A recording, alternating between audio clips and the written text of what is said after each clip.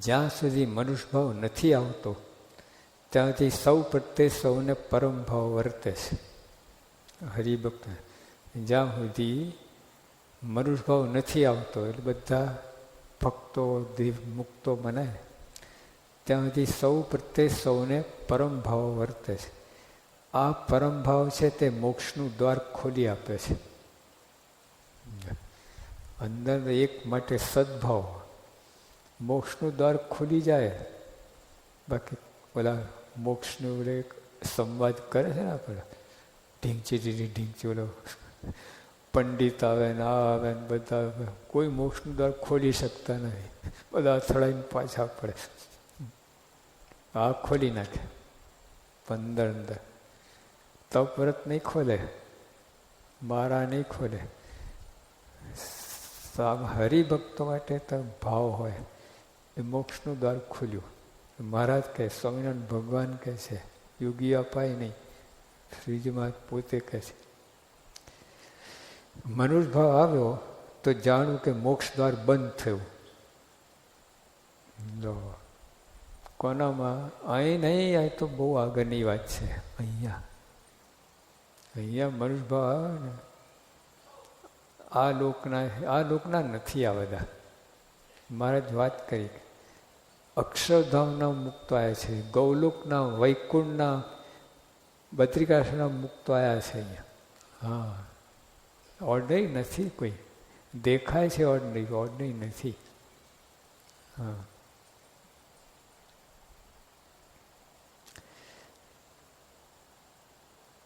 એટલે મોક્ષનું દ્વાર બંધ થયું એટલે શું?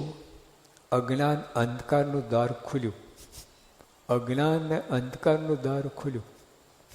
ઊંધું થયું. લાઇટનો દરવાજો ખોલાવ્યો એટલે અંધકારનો દરવાજો ખુલ્યો.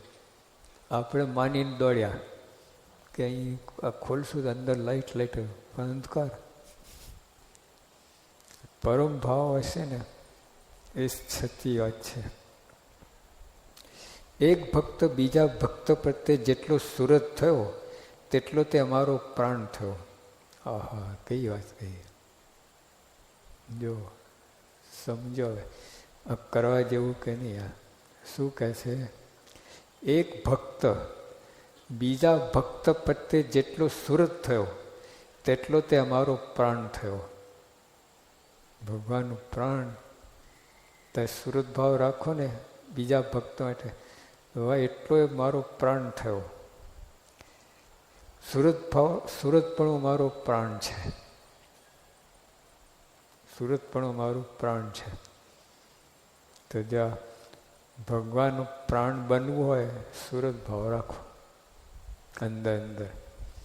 દોષ જોવાની વાત, ઈર્ષા તો કરવાની વાત જ નથી. કોઈ ઉપર એલર્જી કાંઈ વાત જ નથી. જે આપણે બધું થતું હોય છે, એલર્જી થાય, હલકા ગણીએ, તુચ્છ ગણીએ, કાઢી નાખે. નથી આવતું. અમે પરસ્પર અરુચિ દમ રહે તેને શત્રુ માનીએ છીએ. અમે પરસ્પર અરુચિ હોય, આમ કરતા હોય, તને કોણ પૂછે? તો માં જ કહે કે જો જેને પરસ્પર અરુચિ હોય અથવા દમ રહે તેને શત્રુ માનીએ છીએ. તમે બે હરિભક્તોને બને નહીં ને, મારે શત્રુ માને બેને. મેં આવતા જ નહીં, શત્રુ સમાન છો તમે, આટલું માને. જે સર્વોપરી હરિભક્ત છે તેની આ સુરીત છે. તે કઈ સુરીત, કુરીત, ખરાબ રીત, સાચી રીત. તો સુરીત કઈ? હરિભક્તો અંદર સુરત ભાવ રાખે, અંદર એકબીજા પ્રત્યે રુચિ હોય, ભાવ હોય, એકબીજાને ગમતા હોય, એકબીજાને આવકારતા હોય, આવું બધું હોય ને એ સુરીત છે. અને શું કહે? અને સર્વોપરી હરિભક્ત છે. આવો ભક્ત એ સર્વોપરી છે, સર્વથી ઉપર છે. ભગવાનને ભગવાનના ભક્તોમાં સંતોમાં અધિક ભાવ રાખવો. ભગવાન ને ભગવાનના ભક્તો સંતોમાં અધિક ભાવ રાખવો. લો, અમે જે નિયમ કયા છે તેમાં તત્પર રહેતા હોય ત્યાં સુધી તેનો અભાવ ના લેવો. જો આ બહુ મોટી વાત થઈ ગઈ, મારે કે આટલું તો કરવું. જો નિયમમાં રહેતા હોય તો એનો અભાવ ના લેતા તમે પ્લીઝ. વધારે તમને શું કહીએ, પણ આટલું રાખો. જે હરિભક્તો નિયમમાં રહેતા હોય એનો અભાવ ના લેતા. જો મહારાજ કહે છે નિયમ ભંગ કરે તો તેનો ભાવ ના દેવો, એટલું જ. પણ તેનો અભાવ તો લેવો જ નહીં. કોઈ નિયમ ભંગ કરતો હોય તેનો ગુણ ના લો, પણ અભાવ તો લેવો જ નહીં. નિયમ લોપતો હોય તોય લો. કયા સંગ ના કરો, ત્યાં સમાગમ ના કરો, સેવા ના કરો, અભાવ તો ના જ પડે કોઈ પણ ગમે. અને વાત સાચી છે. જો અમે પીપરાઓ છે ને અહીંયા થોડા જ પહેલાં પીપરાઓ ગયા હતા, ત્યાં સત્સંગ સભા રાખી, પારાયણ ચાલે હમણાં ચાલે છે ને, જ્યાં અંદર પ્રવેશ કરે ને ત્યાં લોકો ઓલા ગંજીપો રમતા હતા, 10-15 જણ જેવા. તે એક સંત બોલ્યા, જો આ લોકો ત્યાં શ્રાવણ મહિનો ચાલે છે, પારાયણ કરીને આ લોકો આ ગંજીપો રમે છે. મેં કોઈ જો આ તમે જોયું ને એટલું મન બગડ્યું કે નહીં? શું કામ જોવું? આપણે ના હોય ના યાદ હોય તો રમવાના છે. હું કામ દીઠાનું ઝેર? શા માટે? કોઈ ગમે કરતો આપણે શું પંચાયત છે એની? તમે એની પંચાયત તમારું મન બગડે છે. બગડ્યું કે નહીં બોલો? પારણ કરવા જઈએ છીએ, કથા સાંભળવા જઈએ છીએ, પણ મન બગાડ્યું. પછી કથા તો પહેલાં તો મન સાફ કરવામાં કથા જતી રહે, વપરાઈ જાય. પછી કથા તો આવે કે ના આવે ભેજામાં, મન બગડી ગયું. તો આવા ને આવા લોકો છે દુનિયામાં, બધા નક્કામાં છે, આમ છે. કોઈ મનુષ્ય દેન પડીને હવે તું કરે ને બધું, આમ લોકોને હું પંચાયત કરે. મન બગડે છે તો ગંદુ થાય છે.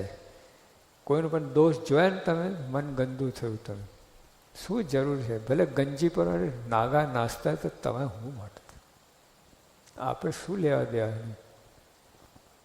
પણ જો તમે જોયા ને આવી પંચાયત થઈ ને તો મન તો બગડ્યું. તો સત્સંગમાં કોઈને જોયું તો પરમનન્ટ થઈ જાય છે. પછી એ વ્યક્તિ તમે જ્યારે જુઓ ને ઓલું સીન યાદ આવે તમને. બોલો, હવે તો સુધરી ગયો છે, પ્રાયશ્ચિત પણ કહી લીધું, તમને ઓલું જ દેખાય. 2 વર્ષ પહેલાં જે એનું વર્તન છે એ જ તમને દેખાયા કરે. હજુ ઓલો તો સુધરી ગયો, એનું મન પૈતો, તમે બગાડ્યું મન, તો હજુ મન હરખું થતું નહીં, બગડેલું છે. કેટલી ખોટ છે. એટલે મહારાજ અવગુણ ના લેવું, એટલે કુસંગીને પણ અવગુણ ના લેવું. વેદરસમાં મહારાજે કહ્યું, વેદરસ કુસંગીમાં અવગુણ ના લેવું. તમારું મન બગડે છે, કચરો વાળો થાય છે.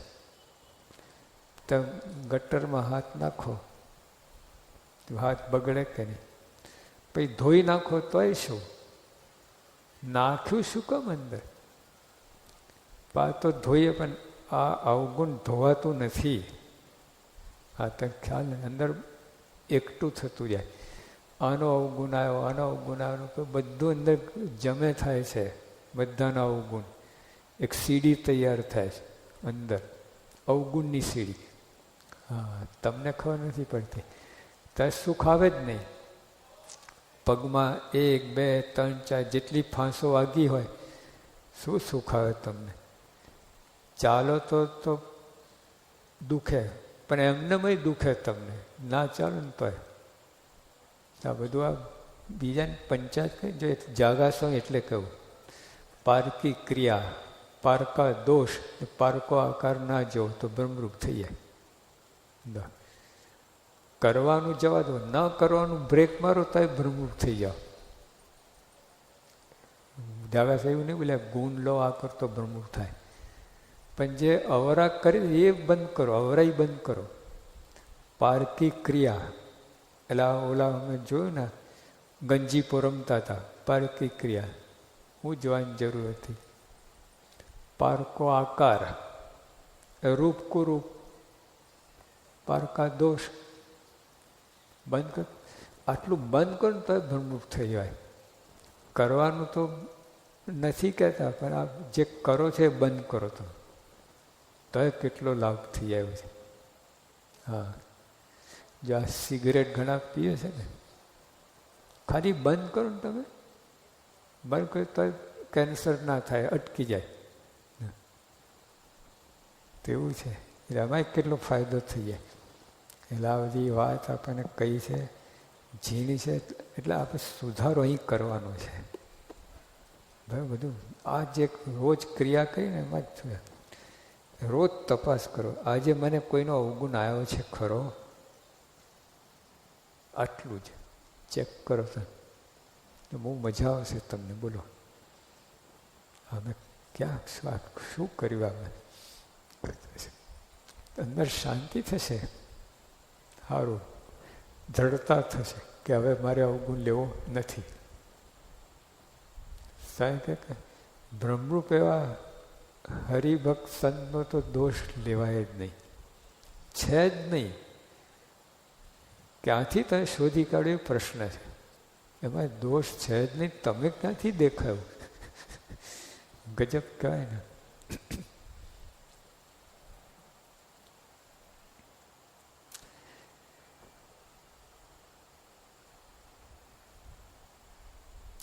જે સાચા સંત સાથે ને હરિજન સાથે સુમેળ ના રાખે, જે કોઈ પણ હોય, સાચા સંત સાથે ને હરિજન સાથે એટલે હરિભક્તો સાથે સુમેળ ના રાખે, એટલે સારા સારી ના રાખે ને કુમેળ રાખે, એટલે ખટપટ ને અદેખાઈને એવું બધું કરતો હોય, તે પણ અમારો દ્રોહી છે. લો, આ પેલા કે ભગવાનનું ખોદીએ તો જ દ્રોહી. માં કે આય જો તમારું પોતાનું બાળક હોય, બરાબર, તે લઈને આવ્યા હોય, તમે સંતો શું કરીએ ખબર છે? એને ચોકલેટ આપીએ, તમને નથી આપતા, તો તમે ખુશ થાવ છે કે નહીં?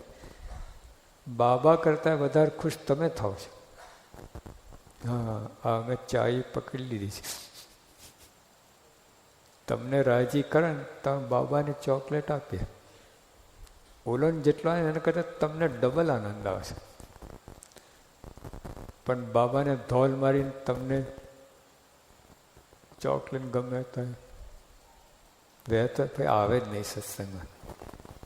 તને ક્યાં વાગી છે? તારે બાબાને ના, બાબાને વાગી એના કરતાં 10 ગણી મને વાગી છે. આવું છે.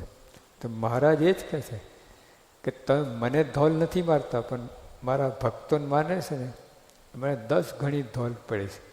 હા, એવું સીધું હિસાબ કિતાબ છે. એટલે હરિભક્તો ભગવાનને વાલા છે. તમે એમાં અંદર કંઈ એને દખલ કરો તો ભગવાન દુખાય છે. શાસ્ત્રીમાં જ એકવાર બેઠા હતા, ચણાને લાંબા કરીને, અને 3 બાળકો ગોઠવી ગયા બે બાજુ, સ્વામીના પગ દાબતા હતા. પણ જે જમણા પગવાળા છે ને, ડાબા પગને ચૂંટલો ભરે, એટલે પછી ડાબા પગ દાબનારે કે હ એ જમણા પગ ચૂંટલો ભરે. લો, વહેંચી લીધેલું. સ્વામી કહેલા 2 પગ મારા છે, કે તમે ચૂંટલો ભરો પણ દુઃખ મને થાય છે. તમે માનો કે હું ડાબા પગ દાબું છું ને જમણાને ચૂંટલો ભરી તો વાંધો નહીં, તને વાંધો નહીં, મને વાંધો છે. એમાં આખું સત્સંગ છે ને, આ પ્રમુખ સાહેબ શરીર છે. પ્રમુખ સાહેબ ખાલી 6 ફૂટના નથી બાપા, 3.5 ફૂટના નથી. આખું શરીર, આખું સત્સંગનું શરીર છે. કોઈ પણ અંદર દુખાય તો એમને દુઃખ થાય છે. હમણાં ભગવચન સાહેબ વાત કરીએ, અમે આવતા હતા ગાડીમાં, સન કેટલું દુઃખ થાય. કોઈ હરિભક્તને કાંઈ થાય ને, રૂવાટી થાય. તો પછી તમે એને દુઃખો તો પછી કેવી રીતે એ થાય? એટલે એટલા માટે કહે કે હરિભક્તોને રાજી કરો, હરિભક્તોને મહિમા સમજો, આને જોઈને તમને આનંદ થવો જોઈએ. સગાવલન જે તો ભગવાન 10 ગણા રાજી થશે. ઓહો મારો વાલો આવ્યો એમ થાય. તો અંદર અંદર અરુચિ થઈ, અંદર અંદર સુમેળ ના હોય, ભગવાન દુખાઈ જાય, મારે મજા જ ના આવે. તો 400 આઈટમ લાવ્યા હોય ને અનકોટની, તો એમને ભાવે નહીં, મજા ના આવે. કોઈ દુખાતો હોય ને મજા ના આવે. તો જો આ જો છેલ્લે યોગી પણ બોલ્યા છે ને કે હે સાથે તે નિર્દોષ બુદ્ધિના ભૂખ્યા છો. 400 આઈટમના નહીં, નિર્દોષ બુદ્ધિના. જો નિર્દોષ બુદ્ધિ રાખશો તો પાસે બેસાડશો, નહીં રાખ્યો તો પાસે નહીં બેસાડો, કાઢી મૂકશો. 400 આઈટમ નહીં, 400 આઈટમ જોવે છે કે નિર્દોષ બુદ્ધિની થાળી ક્યાં છે, ના દેખાય ઉદાસ થઈ જાય. આપણે પાન છે ને દરેક થાળી ઉપર રાખીએ છીએ, ખબર છે? પાન દરેક થાળી ઉપર. તમે દરેક થાળી પર નિર્દોષ બુદ્ધિ રાખો. બધી 400 ડીશ ભગવાને ગમે એ બનાવી દો. કહેતા હરિભક્ત નિર્દોષ બુદ્ધિ, પ્રેમ, મહિમા, આમાં બહુ કાચા છે, બહુ જ કાચા છે. તમે બધું કરી શકો છો. મહિમા સ્વને એટલા કાચા છે ને, અમને એ જ પ્રોબ્લેમ છે. હા, કેટલું બધું કહે છે, બાપાને દ્વાર ખુલતા જ નથી. વજ્ર કમાણ લઠ્ઠા જેવા એવા બંધ રાખ્યા છે ને, ખોલતા ઓલો ખોલવા આવે છે તો ના સાંઈ ના ખોલતા જ નહીં.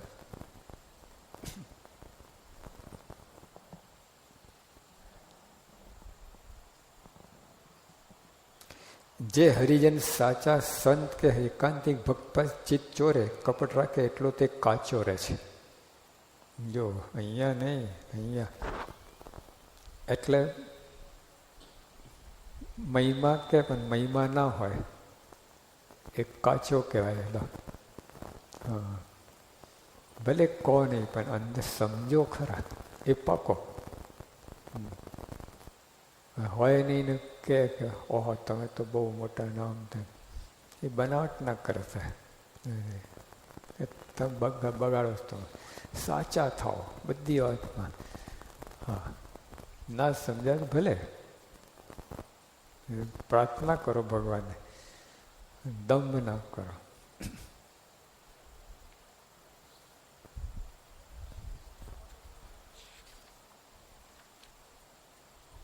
સાચા સંતને મનથી નિર્દોષ જાણી તેમની સાથે સરળ વર્તે એવા ભક્તને સત્સંગનો આનંદ અખંડ રહે છે. શું કે સાચા સંત પ્રમુખ સ્વામી સાચા મનથી નિર્દોષ જાણી તેમની સાથે સરળ વર્તે, તો આટી ઘૂંટી ના રાખો, સીધા જે કહે તે કરવાનું, વિશ્વાસ ડાવ પર નહીં કરવાનું. એવા ભક્તને સત્સંગનો આનંદ અખંડ રહે છે. તો આ કહે છે ભાઈ કાવલા નિર્દોષ જાણો મહિમા. સ્વામી કેટલી વાર કહ્યું, મારે સંત શિબિર થાય ને તો બાપા લગભગ 10 વખત આશીર્વાદ આપવાના હોય, 5 વખત દરેક સેશનના અંતે. તો સ્વામી ગમે વાત શરૂ કરે ને છેવટે આના ઉપર આવી જાય. હા, અભાવ ગુના લો, મહિમા સમજો, આમ કરો, એના ઉપર જ આવી જાય. ગમે વાત કરે લેન્ડિંગ આમ જ થઈ જાય એમને. અને અમને કેટલું ખટકે છે. એ બધા ઉપર પ્રેમ રાખે, બધાને મહિમા. તમે નથી રાખતા એટલે મજા નથી આવતી. તમે પણ પ્રેમ રાખો તો બાપાને ગમે.